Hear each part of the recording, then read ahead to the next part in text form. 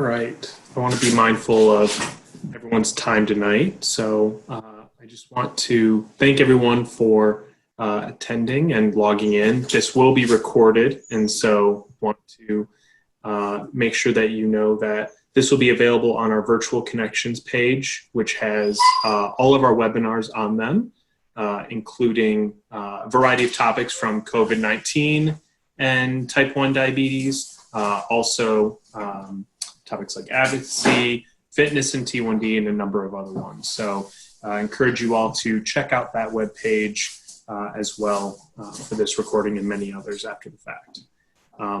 Want to especially thank our two speakers tonight, Maria Spall and Linda DiMeglio.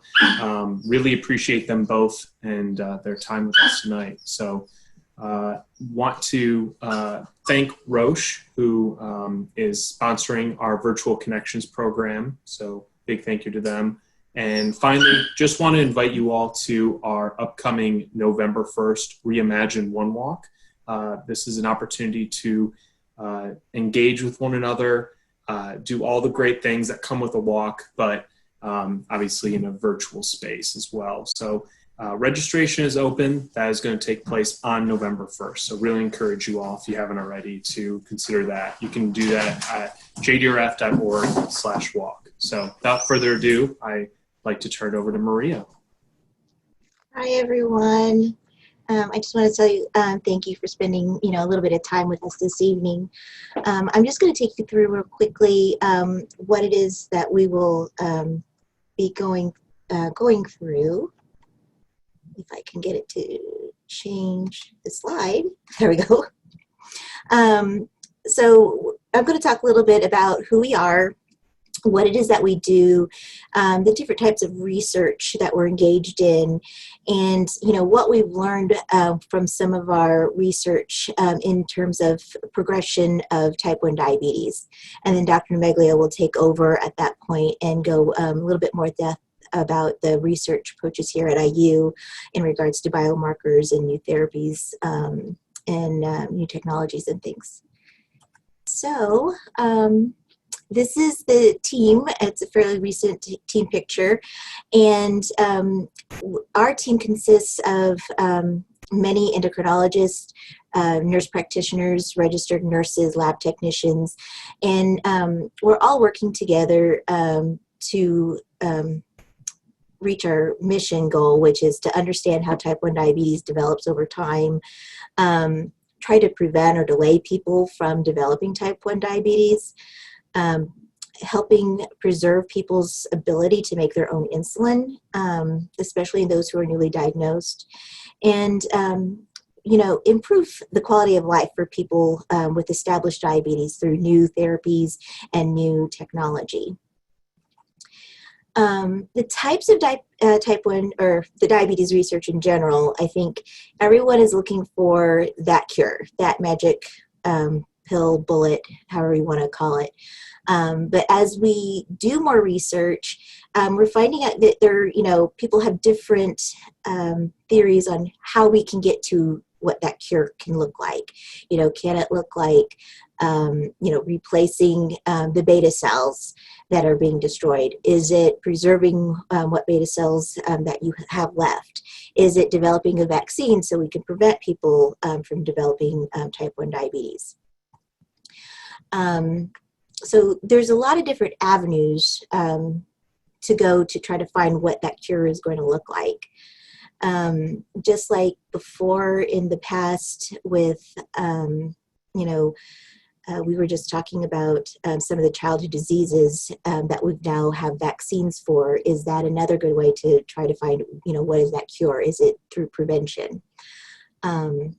You see a lot of research and the actual concrete results of that from the improved treatments, from, the discovery of insulin 100 years ago to, how we're delivering insulin. As you can see in this slide here, you see this was the big old needle that people used to use to, we got a little smaller, to now you don't have to draw up the insulin yourselves and it's all in a pen for you, or you can wear the pump.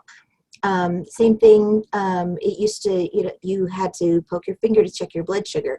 And now we have sensors, and we've, gotten to the point that there's at least one sensor on the market that, you don't have to check your blood sugar every day. You can just look at that sensor. So these are all concrete, tangible items that you can see as a result of research. What you don't necessarily see all the time is all the research that we're doing to try to stop people from developing type 1 diabetes.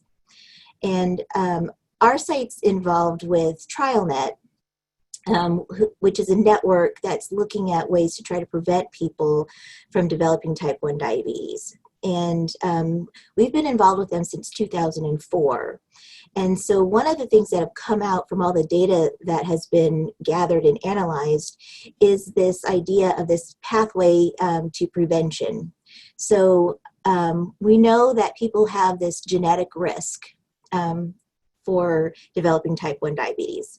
And that risk, if you have a relative with type 1, means that you are 15 times more likely to develop type 1 diabetes than anyone in the general public. Just so you know, the general population, that risk is 1 in 300. So you always hear about people, we don't have any family history of type 1 diabetes in the family, but, little Susie just was diagnosed. Well, there is that risk of the general population. But we do know, after doing years of research, that it's actually 1 in 20, or 50 times greater if you do have a relative. Now, you have a genetic risk, but you don't move along the path to that progression of type 1 until there's been some sort of immune activation. And this is when your beta cells that produce insulin is being attacked. Most likely it's a common event, but it could possibly be a combination of different events. And there is research that's happening out there to try to identify what those possible events could be. But this leads us to, your immune system has been activated, and now your body is mounting a response to that activation. And this is where we can see a visible signal that your immune system has been activated. And this is where we do risk screening for people by looking to see, do you have the autoantibodies associated with type 1 that puts you closer to developing type 1 diabetes. So usually it'll start off with one autoantibody, but a lot of times by the time that we've screened people, you have 2 or more. And so we actually consider you to be at stage 1 of type 1 diabetes if you have 2 or more autoantibodies, and we do a test called an oral glucose tolerance test to see what your blood sugars are doing. And if your blood sugars are in a normal range, you're at stage 1. And you're not going to have any symptoms there. Most likely, if we weren't testing for those autoantibodies, you wouldn't even suspect, that something's already happened and your immune system has been activated. You progress to stage 2 once you still have 2 or more, but now you have fewer beta cells, and you don't have symptoms, but on that oral glucose tolerance test, we're finding that your blood sugars are not in that normal range. Not quite diagnostic yet for diabetes, but it's still not within that normal range all of the time. And so most people who are at the stage 2 of type 1 diabetes have about a 75% risk of developing type 1 over the next 5 years. And ultimately what we want to try to do is keep people, in stage 1 or 2 or even further back if we can, to, stop them from moving on to stage 3, which is what's considered to be that, clinical diagnosis of type 1 diabetes, which is also where, most people think of as being the start. At this point, you're going to usually going to experience symptoms of high blood sugar like frequent urination, thirst, fatigue, weight loss. And so at this point, we still do some studies that are in the stage 3. You still usually have a little bit of your own beta cell, and we're trying to preserve that ability to make insulin at that point. And then we move on to stage 4. As you're moving along this pathway, you're losing more and more beta cells over time. And this is where there's other research that's involved in looking to see, can we replace or replenish those beta cells? And then also those studies where that's looking at different insulins and technologies that can help improve people's lives who have to live with type 1. So TrialNet really is looking at, diabetes on this kind of ribbon continuation here. So we have, that genetic risk, immune activation, immune response, and that this is really where we want to try to keep people on that portion of the pathway. So in that respect, we have a study that's called Pathway to Prevention, and this is where we will screen family members for those autoantibodies that are associated with type 1. There's no cost to the families for participating in this. We offer, it's basically just a one-time screening for first and second degree relatives. And basically we're looking to see if you are at that higher risk, can we put you in a study that's looking at ways to prevent you from moving on to stage 3 and basically that, old diagnosis of now I have type 1 diabetes. This is eligible for people ages 2.5 to 45 if you have a sibling, child, or parent. And then ages 2.5 to 20 if it's your half sibling, cousin, nephew, niece, or if it's your grandparent that has type 1 diabetes.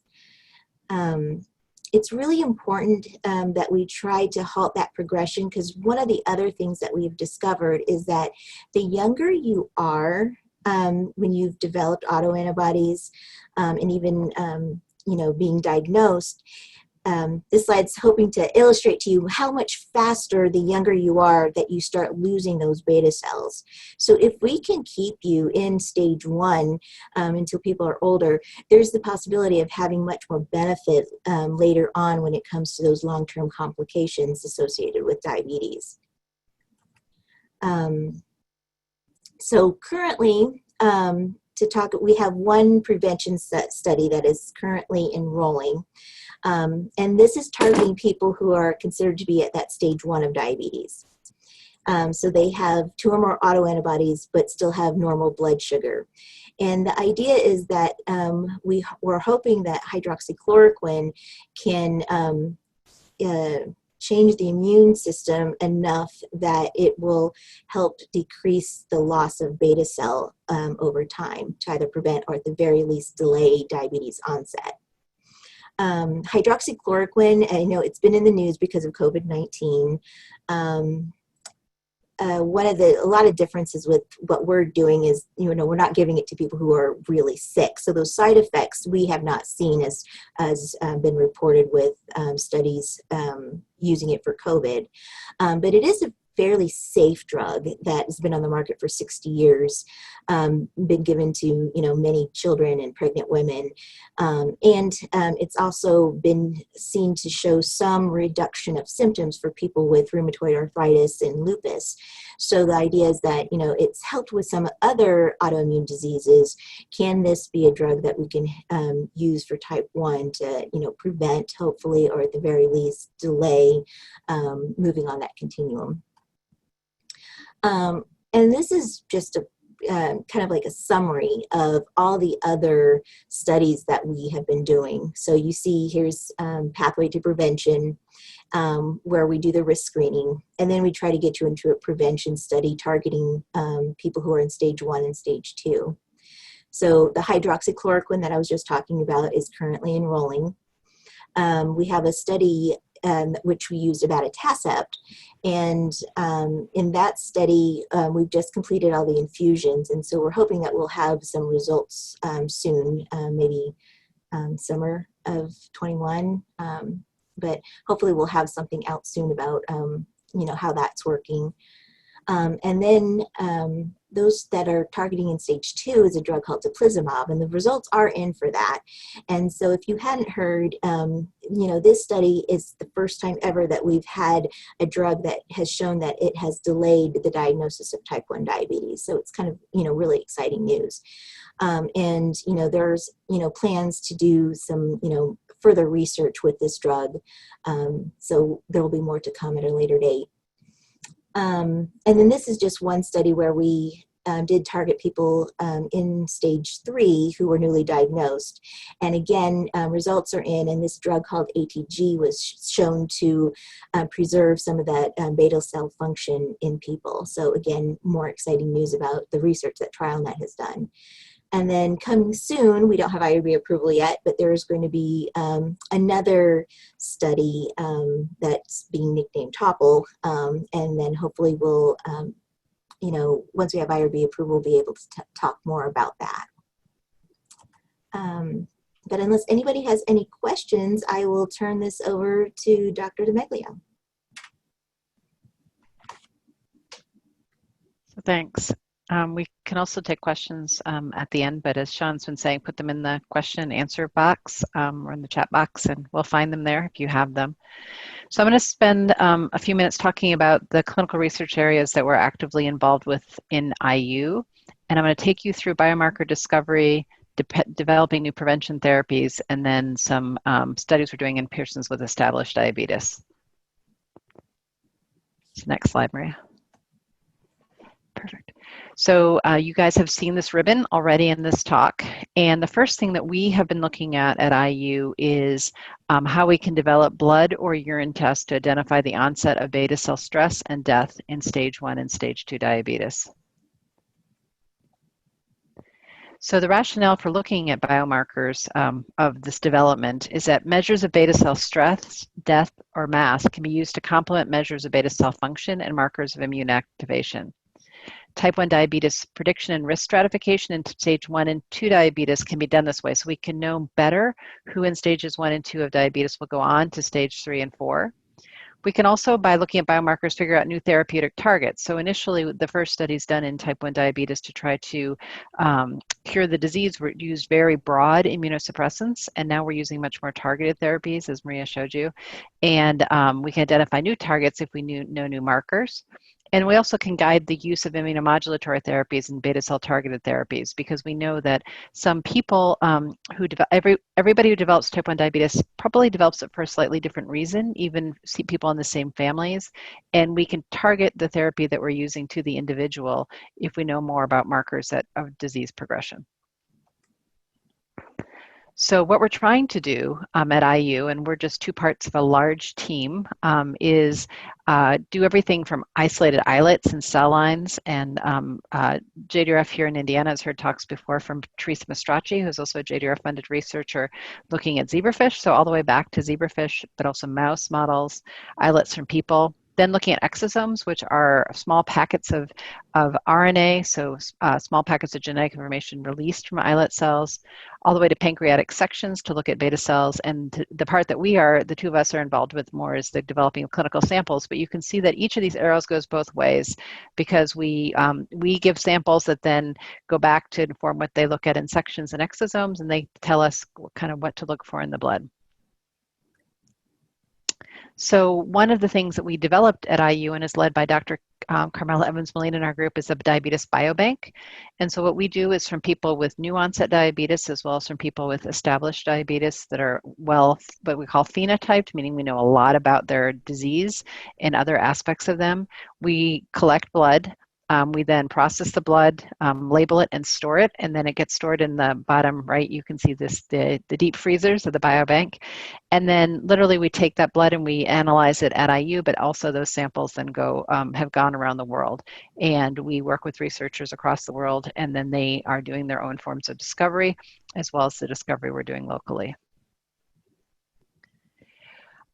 So part of what the biomarker discovery leads to then is developing new prevention therapies. And I'm going to talk a little bit about 2 studies that we're doing, both of which are JDRF funded in persons with new onset type 1 diabetes. And I'm also going to talk about the efforts of one of our faculty at carefully characterizing relatives of type 1 diabetes, or persons with type 1 diabetes, to see if they may be good people to enroll in research trials to test new therapies. So this is a really, really busy slide, and I usually avoid busy slides. You won't see anything else like this in my talk, but it shows kind of the complexity of the development of type 1 diabetes. So in all the different places where the immune system interacts with the various cells and all the different cell types that are there. And what I have there, if you look just for the circles, is I've put in there all the therapies that have been shown so far to be effective either in preserving beta cell function. So starting with rituximab in 2009, which was pioneered by a guy named Mark Peskovitz, who was here at IU, to teplizumab, which was the study that Maria just showed you that was also useful in prevention, but was first found to be helpful in new onset patients in 2011, to abatacept, which is another drug that's now, as Maria showed you, moved into prevention studies, to ATG, which is now being actively considered as a therapy that we can use for prevention of type 1 diabetes, to alefacept, which was also pioneered by a physician that was at IU for a while, a guy named Mark Rigby. Unfortunately, alefacept is no longer available on the market, although other people are looking at ways to target that same part of the immune system. And all the way in the top right, you can see etanercept or golimumab, and data presented at our large scientific meetings, the American Diabetes Association meetings this summer, showed effect of golimumab in new onset type 1 diabetes. And all of the trials here are ones, with the exception of the earlier teplizumab trials, are all ones that we worked on within our research team at IU. The one thing that hasn't really been targeted is the beta cell. And most of you know that the beta cell are the cells that make insulin. And people have kind of ignored, I have Dory there because she's always forgetful in Finding Nemo, and people have forgotten basically about the beta cell. But we could consider adding agents that target the beta cell. And I'm going to talk a little bit about two of those in studies we're doing now. One is a drug called DFMO, which targets beta cell stress. So we know, I'll show you that the beta cells are very stressed around the time of diagnosis of diabetes. And if we can take the burden off of them, maybe they'll do better. And the other one is a beta cell support drug known as Verapamil, which is also a blood pressure medication. So this is an illustration from Emily Sims in our group of what beta cell endoplasmic reticulum stress looks like in type 1 diabetes. And on the left-hand side, you can see a beta cell, and that beta cell is very stylized, but it has a nucleus in blue, and it has the endoplasmic reticulum, which is the protein processing part of the beta cell, so the part that makes insulin. And all of those things on the left there, that high glucose cytokines, which are measures of inflammation, and something called reactive oxygen species, which is also something that's given up during inflammation, can target that endoplasmic reticulum. And Maria, if you go ahead one. And these can all cause ER stress, or endoplasmic reticulum stress. And what happens then is, what Emily's shown here in those little circles, is misfolded protein. So instead of releasing insulin that should look very different than that, what happens is that the system gets gunked up, and there's this misfolded insulin.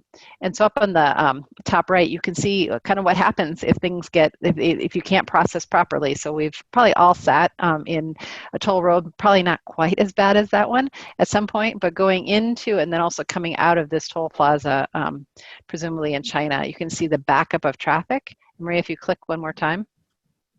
And part of what happens here is like Lucy on the chocolate factory, which is one of my favorite images, but she's trying to keep up with the beta cells, basically trying to keep up, and it's trying to do what it needs to do to process and make insulin, but it just can't keep up. It's a stressed out system, and things are slipping by, and in particular, something called proinsulin, which normally is not released, gets released, and that's a problem for the beta cells. Next slide. So this is what it looks like on a micrograph. And again, this shows, you can see just differences between the two. So the left-hand side, you can see that endoplasmic reticulum are all those like the carefully striped lattice-like areas in the upper left-hand side of that slide. And then on the right-hand side, you see a little bit of that lattice, but not really the same. And you see just this gunked up kind of, it doesn't look as uniform, and looks very different one side to the other. So you can see that in ER stress, this is what it looks like in a beta cell. So what happens if you have ER stress is you release that folded, kind of misfolded protein. So that causes increased secretion of the immature form of insulin, so that backup and the overflow, like the Lucy analogy. And what happens is normally proinsulin gets cleaved by the happy, kind of well-oiled, so to speak, endoplasmic reticulum into insulin and C-peptide. But when things get backed up, you release more proinsulin. And so what we looked at is whether or not changes in the proinsulin C-peptide ratio, so how much proinsulin went into the circulation versus how much C-peptide is a measure of insulin, whether that can serve as a marker of beta cell stress and predict the onset of diabetes. And so these are data, and it's a busy scientific slide. The reference is on the right-hand side for anyone who wants to look up the paper. But basically what you can see here on the left is that the proinsulin C-peptide ratio in all of those groups, so age groups, so kids less than 10, 11 to 18 and over 18 years of age, that the non-progressors, who are people that had antibodies but did not go forward to develop type 1 diabetes, that the proinsulin C-peptide ratios, which are the non-filled in red circles, those are all lower across the board than the blue in that graph, which is the progressors. And those people, a lot of them had particularly high proinsulin to C-peptide ratios. And if we looked at the highest quarter of the people across that whole group, the people that were most likely to progress to type 1 diabetes were those with the highest proinsulin to C-peptide ratio, and that particularly was pronounced in the kids less than 10. So that's where that star is with the little bar that shows that the kids less than 10 tended to have more beta cell stress. And one of the slides Maria showed earlier was differences in the progression of diabetes by age. And this also highlights that there's differences by age, and particularly those people who go on to develop diabetes who are their youngest, maybe the ones where beta cell stress is the most important, is an important component. Next slide. So what about proinsulin to C-peptide on the right-hand side of that graph? So in those people with long-standing type 1 diabetes. So here, what was really, really interesting is that even in people who really had no detectable C-peptides, so on the left-hand side of this graph, so people whose circulating C-peptides were less than 0.017 nanomoles per liter, and I know that number doesn't mean much to most of you, but that's a really low C-peptide, there was still measurable proinsulin, which is really interesting. So you would think these people would really have no beta cells and nothing that would make proinsulin, but whatever, firstly, it tells us that there's still some beta cells there, which we also know from pancreatic sections, but that those beta cells are still very stressed. And what we found, these were in stored samples from a registry that I was part of for a while. And we had collected these samples actually to look at how many people continue to make their own insulin over many years. And we found, as you could kind of see here, although this is proinsulin, that people did make some of their own insulin, a little bit of measurable insulin, regardless of the duration of diabetes. But in those people, there still was measurable proinsulin. So this is a marker that persists over time and can be measured, and maybe something that we can target with therapies. So one of the studies that we're doing, which is JDRF funded, and we're very excited because the study is now done, and we are just waiting on getting a new machine to measure one of our outcome measures, and then we will have all of the data, was a study that we got funded by JDRF about 4 years ago. And the study was to test whether a drug known as eflornithine or alpha difluoromethyl-ornithine, or DFMO, in new-onset diabetes would decrease beta cell ER stress, endoplasmic reticulum stress. The drug's been around for about 40 years, and it's used in an intravenous form for sleeping sickness, so for an infectious disease, and in cream form for hair removal. We gave it in the study in pill form, and it's been used previously in pill form in clinical trials for prevention of polyps in people with familial tumor syndrome, so it's an anti-cancer drug, and also prevention of relapse of neuroblastoma in children. And so we partnered with the company that was making the drug for those clinical trials, and with JDRF, who provided funding. And we did a 3-site study together with colleagues in Milwaukee and colleagues in Buffalo. And what we did is we did a dose ranging study, and we looked at the safety of DFMO at increasing doses. Those data are going to be presented next week at the International Society for Pediatric and Adolescent Diabetes meetings. Those meetings are supposed to be in Dubai, but are actually now going to be held virtually. And Emily Sims from our group is going to present data suggesting that the drug was safe to use. But then we're also going to look at efficacy for decreasing beta cell stress, and that's really the main outcome, and we're waiting on this machine to be up and running at IU to get it. We're also going to look at beta cell death, pancreatic insulin production. And we were looking actually to see if DFMO changed the immune system. We were looking at that for two different reasons. One is to see if it would make things better in the immune system, but the other is that odds are DFMO would have to be used with another therapy, one of those other drugs that I showed you in that very complicated figure earlier. And we wanted to see whether there were any bad or adverse events related to DFMO use. And what I can tell you is I have the immunology data. We haven't presented or published those, and it looks pretty neutral there. So it neither helped the immune system nor did it hurt it. But we're still waiting on being able to measure the beta cell stress and the pancreatic insulin production. The C-peptide, which I talked about a little bit earlier, is the measure we're waiting on. We're waiting for a machine to come in. Next slide. So the second study we're doing, so this is like, I should do a little, and now for something completely different, but it's also a new onset study, but it's targeting things in a very different way. So the study is called CLEVER. It's again, JDRF funded. It's closed loop and Verapamil trial. And we are one of the sites. You can see us here in the map, but we're one of 6 sites around the country that are enrolling patients for this. Actually 5 sites. I don't know why, actually I didn't notice it earlier. I don't know why there's two arrows toward the East Coast, but there's 6 sites, but just 7 arrows. Sorry, I didn't notice that. And then also the coordinating center is the JABE Center in Florida. Next slide. So the rationale is that the closed loop control may decrease islet glucotoxicity, and I'll talk about that. And then verapamil may decrease islet, what's called oxidative stress and apoptosis, which is a different way that the beta cell can be stressed out. So we know that the primary problem in type 1 diabetes is that it's an autoimmune disease, but high blood sugar, so hyperglycemia, may also influence the course of beta cell death. So when your blood sugars are really high, it can maybe hasten the demise, so kill off your beta cells if they're already under immune stress. We know this because any of you who have been newly diagnosed with type 1 or have family who's newly diagnosed with type 1, you know that your hemoglobin A1C was very high at the diagnosis, and then there tended to be a honeymoon period after that. And most parents, I'm a pediatric endocrinologist, say to me, that honeymoon was not like the honeymoon I went on at some point in my life previously to this, but in that honeymoon period, when the blood sugars become more normal, the beta cells can make more insulin. And we know from animal studies that the earlier we can get blood sugars into the normal range, we can preserve C-peptide, which is an indicator that we have more healthy beta cells. And a study called the Diabetes Control and Complications Trial provided evidence that chronic lowering of blood glucose levels can help preserve beta cell function. And we know this because in that trial, which was really the first trial that told us that blood sugar control mattered for people with diabetes, the people who were in the intensively managed group who managed to get a hemoglobin A1C, I think in like the low 8s, they went from the 9s to the low 8s.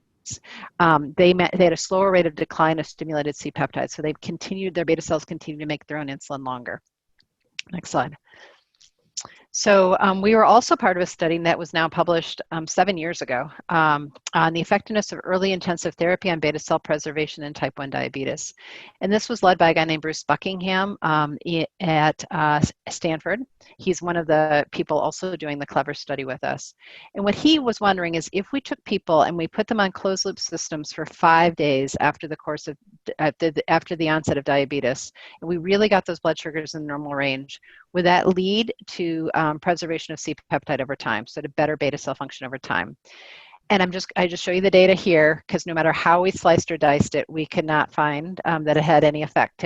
So what we did is we brought people in within a week of diagnosis. We put them in the hospitals for 5 days. We put them on a closed loop system because at the time we had to do it in the hospital. We got their blood sugars really pretty normal. And these people had a honeymoon period. You can see that the hemoglobin A1Cs on the right-hand side went down. But over time, the two groups, the standard group who did not get those 5 days of control and the intense group, both both did worse as far as hemoglobin A1C, although the hemoglobin A1C by the end of the year was only at 7.4%. So most of those kids were still in control, and mean hemoglobin A1C at a year for most populations would be much higher. So we found very motivated people both in the intervention group and in the control group, but it did not make a difference as far as C-peptide. Can you go one step there? So despite best efforts, there was no sustained difference in metabolic control. And we felt in part that the control group was just too good to really test it. And you can see that what we had available at the time to really keep the hemoglobin A1Cs in the intensive group was not enough to really separate those curves as far as A1Cs. And so what we're doing now that we have better closed loop systems is we're going to try this again and see if we can separate those curves and what happens to the C-peptide on the left-hand side. So this is a figure from a review article in Type 1 Diabetes that I was fortunate to lead a couple of years ago. And on the top, what you can see is the glucose concentrations in persons with Type 1 diabetes with a hybrid closed loop system before and after use over 24 hours. And what you see in these figures is that the green in both figures is what the mean glucoses look like over time in people that were not using closed loop. And then what happens is once you put people in the study phase, which is in the purple in both graphs, that the average blood sugars get much better, and that there's much less variability, fewer high and low blood sugars over 24 hours. So now we can really if we get people's A1Cs lower, we can really test that near normalization of blood glucose levels will help preserve C-peptide. So on top of this, JDRF had a question based on data I'll show you, and they wanted to know. So the study was brought to JDRF, and JDRF, we said, we want to do this closed loop diagnosis study, and JDRF said, we're interested in doing a study. What if we added a second study to the first study? And so they wanted to look at whether Verapamil would preserve beta cell function, and what made them want us to look at this. Next slide. So Verapamil improves response to oxidative stress. It has a lot of different ways that it does this. It decreases the expression. I'm not going to read the whole thing of what's called TXNP. This TXNP is the top glucose-induced gene in islet microarrays, so it's something we know goes up if the glucoses are high. It's high in diabetes, and too much TXNP induces beta cell death. Verapamil lowers this expression and does it by lowering intercellular free calcium. So for similar reasons that it affects your blood pressure, it also lowers TXNP expression. And in mouse models, Verapamil prevented and even reversed over diabetes. So there was a human clinical trial published in 2018 from a group from Alabama. And what they looked at was actually Arkansas and Alabama. And what they looked at was 24 adults who were randomized within 3 months of diagnosis. 11 received Verapamil, 13 received placebo. So it's a very small trial. They all had at least one autoantibody that was positive. It was a double-blind study, meaning they didn't know whether or not they got Verapamil or placebo. And what they did is they went on increasing doses of Verapamil, and they had some side effects in the Verapamil group of constipation. They had no low blood pressures at those doses of Verapamil, and no EKG changes. So Verapamil can change part of the conduction, the firing of the heart. So something that they screened for before they went in, that people did not have heart problems, and then they followed in the study and there were no side effects there. But what it did do, so the graphs I showed you earlier from the DirectNet study that we had done of closed loop diagnosis showed overlap on the curves for C-peptide over time. And in this particular study, what they showed was that Verapamil preserved C-peptide. So there was this initial rise in C-peptide at 3 months. And then although it fell, there was a delay in the loss of C-peptide. And if you normalize C-peptide for baseline C-peptide, because it was slightly different between the two groups, that was preserved. And so overall, Verapamil help support the beta cells over that year, and they made more insulin, which we measure by measuring C-peptide. And also, really importantly, total daily doses of insulin, which usually go up after people come on the honeymoon period, went up, but not as much in the Verapamil group as in the placebo group. And hemoglobin A1C was a little bit, not statistically lower, I think, but was tended to be lower in the group on Verapamil. Now, it may have not been lower than that because you can see these are really good A1Cs, and also, but you got the same A1C basically for a lower total daily dose of insulin. And so there was also less hypoglycemia in the Verapamil group on the left-hand side, and more of the time that the blood sugars were in the normal range. Those may not be the normal ranges you're used to seeing, but they would be basically equivalent to 70 to 180 milligrams per deciliter on your standard US meter. So what about the CLEVER study? What are we doing? Well, we're taking people age 7 to 18. They have to have stage 3 type 1 diabetes, so they have to be newly diagnosed with clinical disease, and they have to actually be diagnosed within the last 21 days. So we want people very close to the diagnosis. So we're actively recruiting from the new onset population that we see at Riley Hospital. And this is a complicated diagram, but it shows you kind of the flow through the study. So in order to get the Verapamil, you have to weigh more than 30 kilos because the tablets cannot be crushed or broken up in any way. So you have to be able to take the whole pills. There'll be 131 people coming into the study altogether. The estimate is that about 100 of them on the left-hand side will go into the hybrid closed loop Verapamil group, and on the right-hand side will just be hybrid closed loop or not hybrid closed loop. And so on the left-hand side, you can see the 4 boxes. So basically, there'll be a group that gets hybrid closed loop and placebo, so they will not get Verapamil, a group that gets both, a group that does not get hybrid closed loop and gets placebo, and the group that does not get closed loop and gets Verapamil. So, but by doing, usually this sort of study would take normally about 100 participants, and we were in this particular unusual design, we were able to do 2 studies with only 131 people coming in, which was great.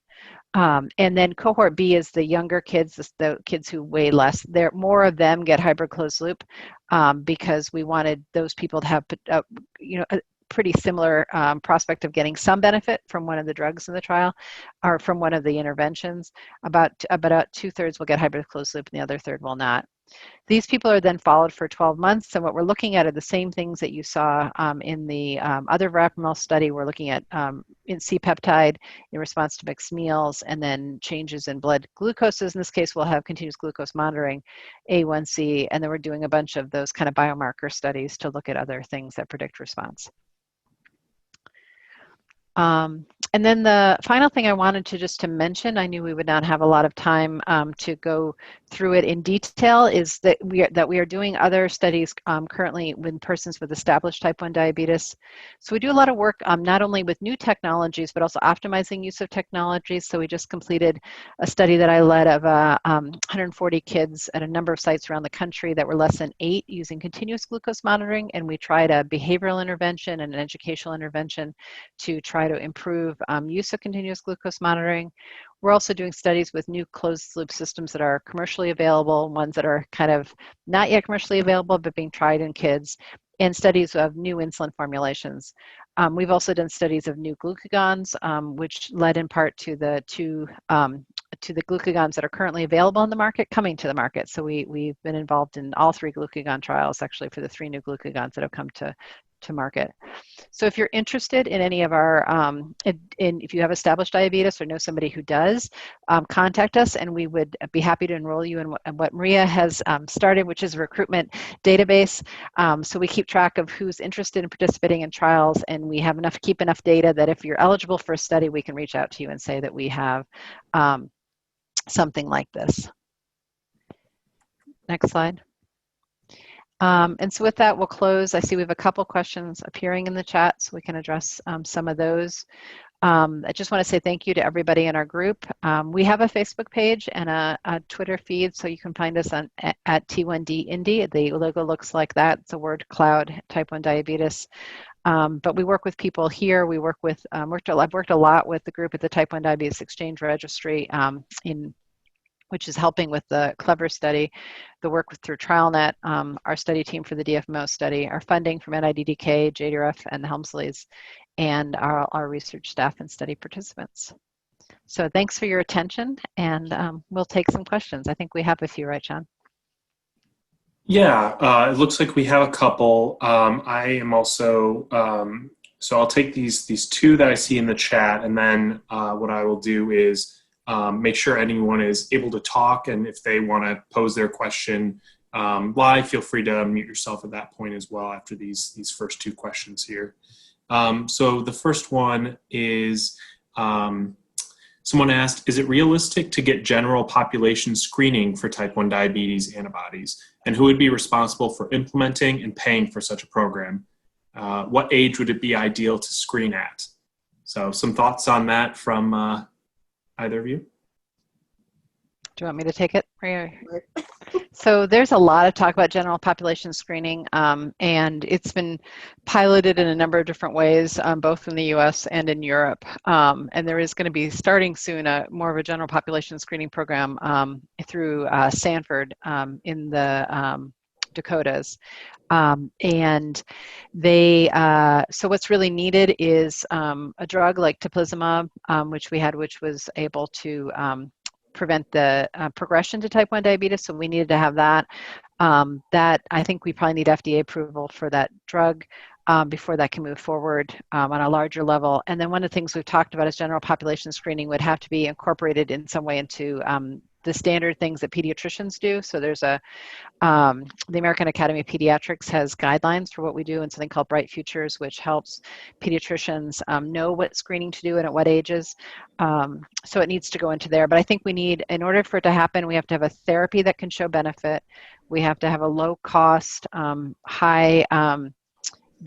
low cost screen that has relatively high sensitivity, so it can detect people at risk, and also specificity, so that we don't get a lot of false positives. And we also have a population that's willing to be screened. And I think the, I know that there's a lot of talk right now about pre-existing conditions, and I know that there's, another case coming before the Supreme Court next month on the Affordable Care Act, and one of those conditions is that. So we have to be careful, because right now people are wary about having pre-existing conditions. I think if we can get that laid to rest through the courts, and then more people may be also willing to be screened, because I think that there have been times when we have screened people and not inform people exactly, and not we have screened, but there have been issues when the general population gets screened and they're not sure what to do with the results, basically. So it has to be very carefully tailored. The question about what age, we are learning from TrialNet, and I think right now the ideal age for screening will probably be somewhere in the 4 to 5 years of age range. And it was the fact that we learned that rescreening people over and over again became very low yield as people got older, that led us within TrialNet to stop rescreening. So initially we screened everybody every year, and then we learned that that was not necessary. And so now I think what will happen is it will make it eventually incorporated into well child care at 4 to 5 years of age. The other way, the other way you could do that screening, though, is also to screen for the highest risk genetics at birth. But we know if we do that, we'll miss a lot of people that are at risk of type 1. So that may not be as good approach. Fascinating. Thank you, Dr. DiMeglio. So one other question in the chat here, and then as I mentioned, I'll open up for anyone who'd like to ask their question live. So this is from Richard. He inquired, I live in the New York City area and have type 1 diabetes. Is there a site which you would recommend that is doing similar work? And also, what are your thoughts on teplizumab? I need to work on pronouncing that. It's going to come up more and more. One thing I will just plug, Richard, is JDRF does have a clinical trials page where you're able to go in and put in your information, your age, your location, and it'll pop up if there are clinical trials that are applicable for you. And so that's for anyone across the country. So I just wanted to make that mention before turning it over to Linda or Maria. Yeah, the Naomi Berry Center at Columbia is the main site that comes to mind. I know Mount Sinai also has a diabetes center as well, but I would reach, and there's a TrialNet group at Naomi Berry, and they're actually one of the other studies of a different drug besides DFMO that targets the beta cell drug called TUDCA, was led by Robin Goland at her site, where she treated adults with type 1 diabetes with TUDCA and looked at changes. They actually did skin biopsies to look at changes in cells within the skin. So that would be another place to go.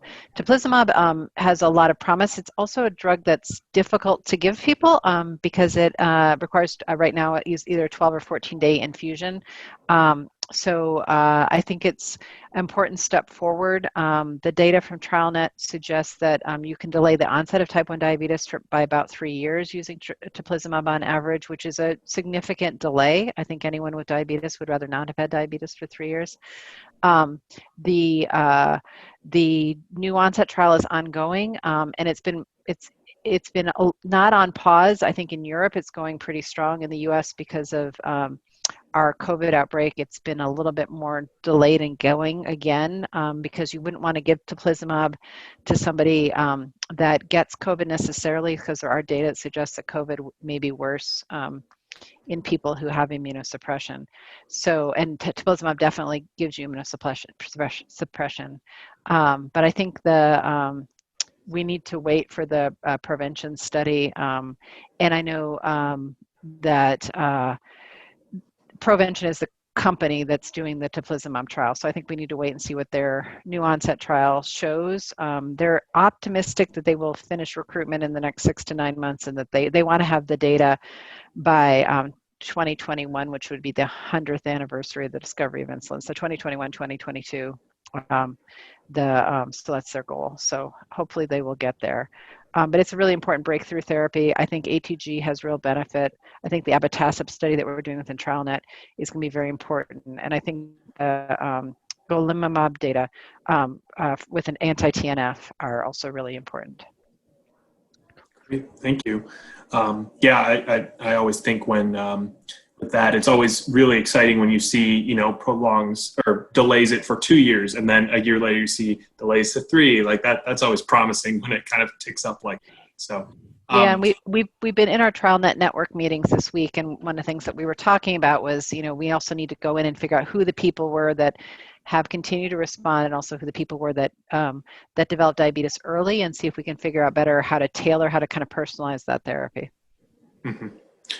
So as I mentioned, you should be able to unmute yourself at this time if you'd like to ask your question live. Again, if you prefer just to put your thoughts in the chat. I see Richard thanked you, Dr. DiMeglio, for your thoughts. So at this time, if you'd like to unmute yourself and ask your question, I think we have time for maybe 1 or 2 more if anyone has any.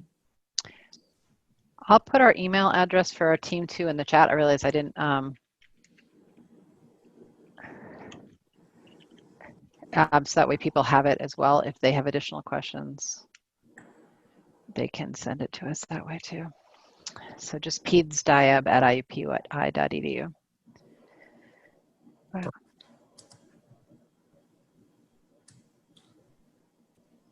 All right, not hearing any additional questions. I just want to once again thank both of you for providing your expertise on this topic. I mean, this is really exciting material. JDRF is so thankful to be funding,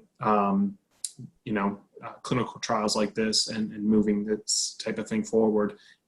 Finally, I just want to plug one more time our upcoming Reimagine One Walk on November 1st. Yeah. It's through funds that are raised through events like our One Walk or our Spring Gala, these types of events that we are able to fund these life-changing clinical trials. So I encourage you, if you're able to take part in that event and in future events as well. If you want to join our team name is Beta Watch Out. Yeah. We have a team, and we're hoping to get we'll have a bunch of our scientists and physicians and other diabetes educators and folks like that, but also we're hoping to get a number of our study participants and patients involved. So I have to just say, personally, I have been JDRF funded since the very beginning of my research. So JDRF is a large part of the reason why I'm sitting here today looking like an expert in my field and have great people like Maria working with me and get to talk and work with Sean. So yeah, absolutely supporting JDRF is critical, especially at this time. Excellent. Well, once again, this will be posted on YouTube and available on the Virtual Connections page. And I want to thank everyone for attending and hope you all have a wonderful evening. Yeah, stay safe, everybody.